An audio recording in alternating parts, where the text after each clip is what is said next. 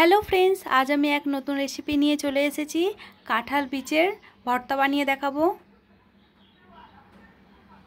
তো দেখো কাঁঠাল বীজগুলো।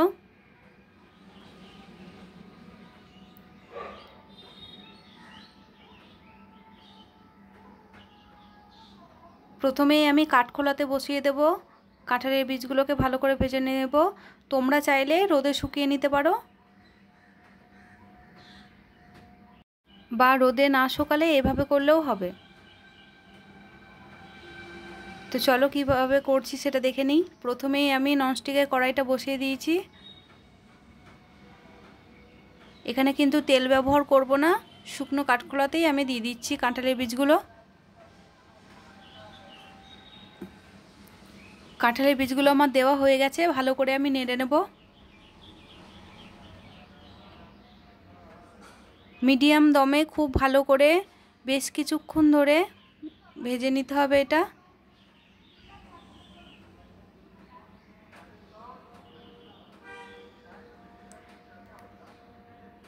এইটা কাঠখোলায় ভেজে নিলে পরে খোসাটা খুব তাড়াতাড়ি ছেড়ে যায়।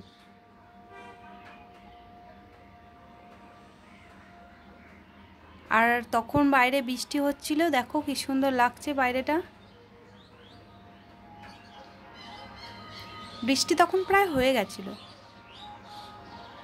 তো কাঁঠালের বিচুনগুলো আমার খুব ভালো করে ভাজা হয়ে গেছে। দেখো বিচুনগুলো থেকে খোসাটা অনেকটা ছেড়ে গেছে।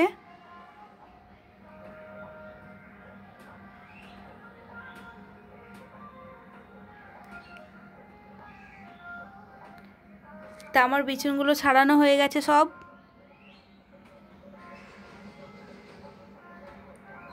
আবারও আমি ননস্টিকের কড়াইটা বসিয়ে দিয়েছি। এর মধ্যে সর্ষের তেল দিয়ে দিয়েছি কিছুটা পরিমাণ। তারপরে আমি শুকনো লঙ্কা দিয়ে দিয়েছি। শুকনো লঙ্কাটাকে লাল লাল করে ভেজে নিতে হবে। শুকনো লঙ্কাটা আমার লাল লাল করে ভেজে নেওয়া হয়েছে, এবার আমি তুলে নেব। ওই তেলের মধ্যেই আমি এবার রসুন দিয়ে দিচ্ছি, গোটা রসুন।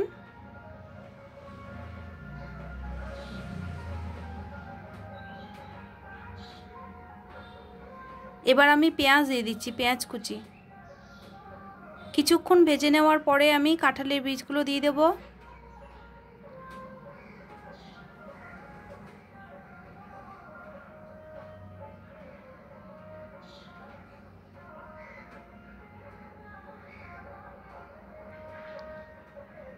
এবার আমি কাঁঠালের বীজগুলো দিয়ে দেব। কাঁঠালের বীজগুলো দেওয়ার পর আরও ভালো, বেশ কিছুক্ষণ ধরে আরও ভালো করে ভেজে নিতে হবে। এটা বানাতে খুব বেশি টাইম লাগে না, কিন্তু খুব ভালো করে ভেজে নিতে হবে যাতে শিলনোড়াতে খুব সহজেই বাটা যায়।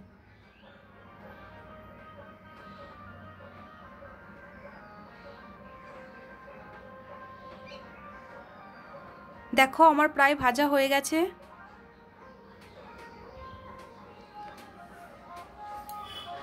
এটা দেখে মনে হচ্ছে হয়তো শিলনোড়ায় বাটা হবে না, কিন্তু বাটা হয়ে যাবে, খুব সহজেই বাটা হয়ে যাবে।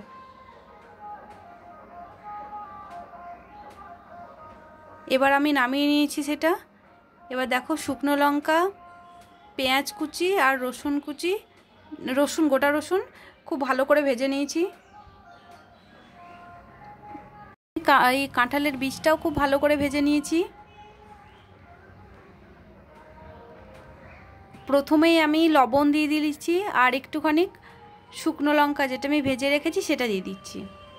এই দুটোকে আমি ভালো করে বেটে নেব।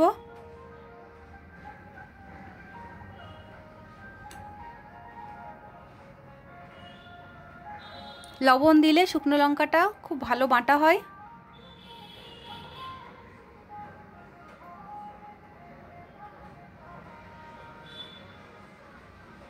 এরপরে আমি রসুন দিয়ে দিচ্ছি ভেজে রাখা।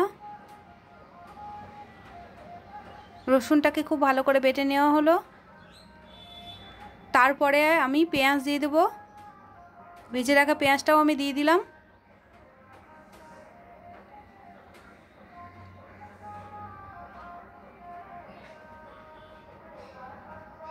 পেঁয়াজটাকেও দিয়ে ভালো করে বেটে নেওয়া হচ্ছে।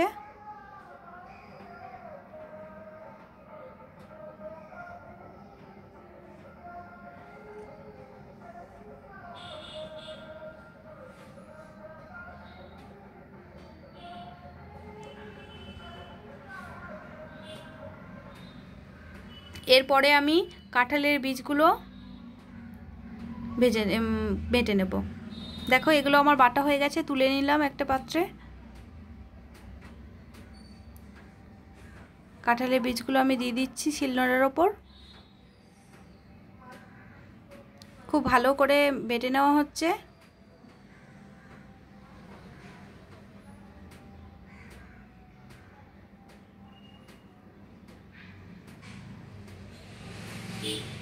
এইটা আর এক রকমভাবেও খাওয়া যায়, সেদ্ধ করে ভেজে নিলে পরে বেশি ভালো লাগে খেতে।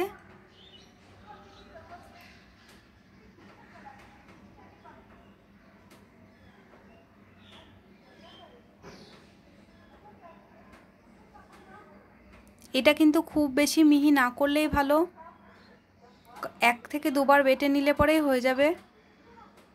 একটু দানা দানা থাকলে পরেও কোনো ক্ষতি নাই, খেতে আরও বেশি ভালো লাগবে।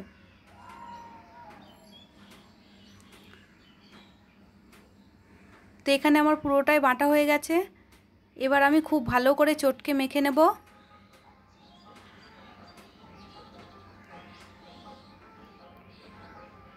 সারা বছরে একবারই কেবল এই কাঁঠাল বীজ পাওয়া যায়। তোমরা প্লিজ একবার বানিয়ে খেয়ে দেখো, ভালো লাগবে। গরম ভাতে খেতে খুব ভালো লাগে।